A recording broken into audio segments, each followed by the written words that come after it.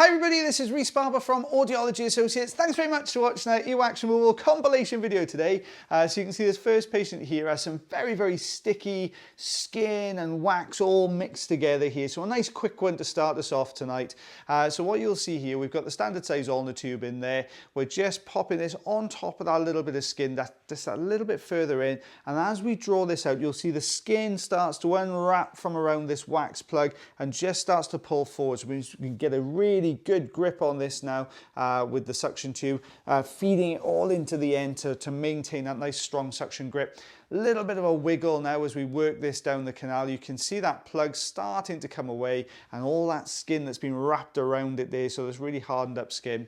But we take a look behind that, lovely, perfectly clear ear canal. Good eardrum there. It looks a little bit grey. You can see we're missing our light reflex there as well. So it would normally indicate to me that the pressure behind the eardrum isn't quite the same as the outside air pressure, which just sort of sometimes can make that light reflex disappear. So this is what we're doing, a little plug today. So 1/2 inch, just over 1 centimetre there, but it's mostly skin wrapped around this this kind of hard wax layer in the middle. Oh, thank you to everyone who's been wishing Taylor good luck this week. His training's gone fantastically well. He's doing really well of him. So he's back with us now next week, and we're going to carry on our training a little bit longer next week. So if you could bear with me just for another week with the videos, guys, that would be fantastic. So this really lovely gent comes through. He's quite a regular patient of ours. He suffers with a very dry earwax. So dry skin, dry wax, ear canal walls just a little bit on the aggravated side. You can see it looks a little bit pink and maybe a little bit puffy. The entrance to the canal is quite narrow here. So we've got the suction tube in there, just manoeuvring this first section, but it's not going to budge. So we're going to go in with the Jobson horn, and we're just going to pop over the top and roll this hard piece of skin and wax on the outside edge. The reason the wax goes so hard, this patient suffers a lot with dry skin in the ear canal. Now, you know from previous videos we talk about you producing an oil from the glands on the outer third of the ear canal, which then the wax absorbs so it stays nice and soft. Now, some people don't produce that oil, or certainly not as much of it, and that's when the skin becomes really dry. But you can see how this would have really been affecting this patient because they had this big plug on the outside edge. When you look further in though, the ear canal isn't this shape, it's more kind of like a letterbox shape like this.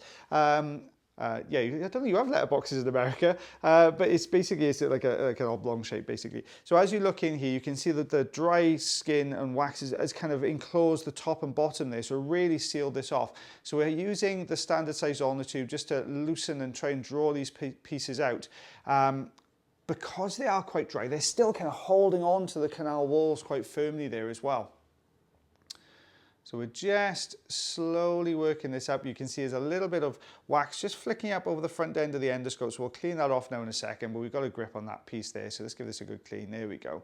And when you take a look behind that, you can see how humid the ear canal was. If you notice that misting when we first put the endoscope in, before the suction tube went in. So, you know, quite a warm ear canal, this one as well. Now, sometimes there's medications that can make patients, you know, almost run a little bit hot. They get a little bit warmer than the average patient, and that can cause any moisture in the ear canal then to sort of start evaporating out, and that's what that condensation, that misting is on the endoscope camera there. So you can see we've got a good grip on the outside edge. It's pretty tough old stuff. So let's bring in the crocodile forceps here. Let's see if we can grab the edge of this and pull it out. Now, if it's really brittle, as it is here, what will happen is it'll just shear a little piece off. It won't bring the whole section out. So we're going to keep flicking between tools here. You could carry on just using the suction tube, but the difficulty is with that is you're going to be working at that a lot. So if you just go in with a couple of different tools, it tends to get this out a lot quicker. So you can see we're positioning with the suction, going in with the crocodile forceps then just to grab that next section and draw that down. And then reposition here again with the suction tube. And we've got this leading edge now, so we can go in, we can clip that off then with the crocodile forceps. And we're hoping, I was trying to pull very slow and steady backwards, and we were hoping it was going to pull this next chunk through. You can see there's not a tremendous amount of room in here, so not enough room to pop a Jobson horn in or a St. Bart's hook here into that gap at the top, because it would just push it further in.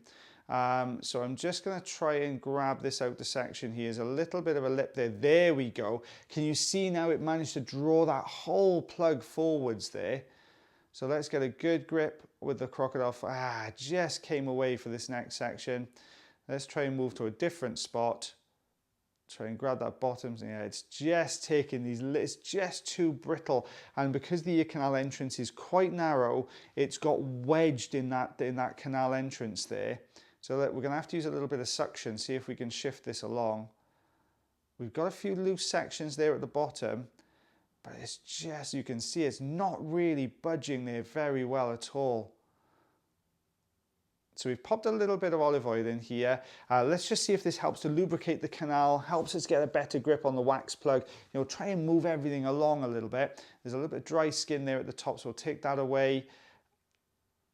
I'm trying to just get a good enough grip here, but the surface is just a little bit loose. So when I'm getting the grip, it's not kind of holding particularly well because the front section is just moving a little bit. So perfect for the Rosen inserter. Very, very thin end on the Rosen inserter here.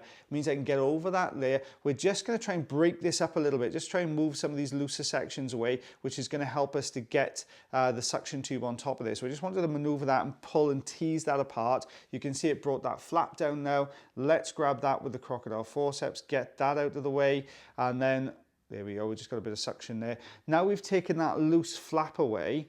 Let's see if we can get in there now with the suction and be able to pull this away.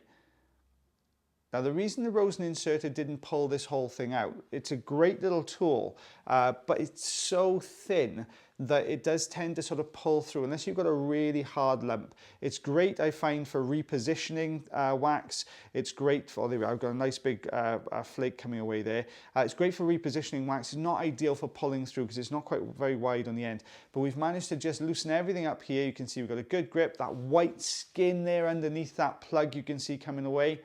There we go. So now we've cleared that ear canal. There's a little bit of wax here just inside. So we'll grab that. That will pop into the suction any second. There we go. And there's a little piece just to the one side here. So let's just take that away. There we are.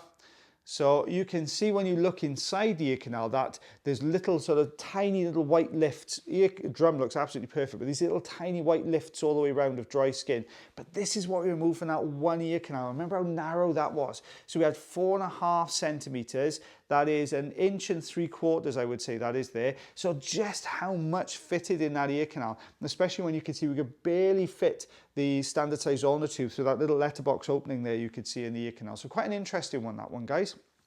Oh, there we are.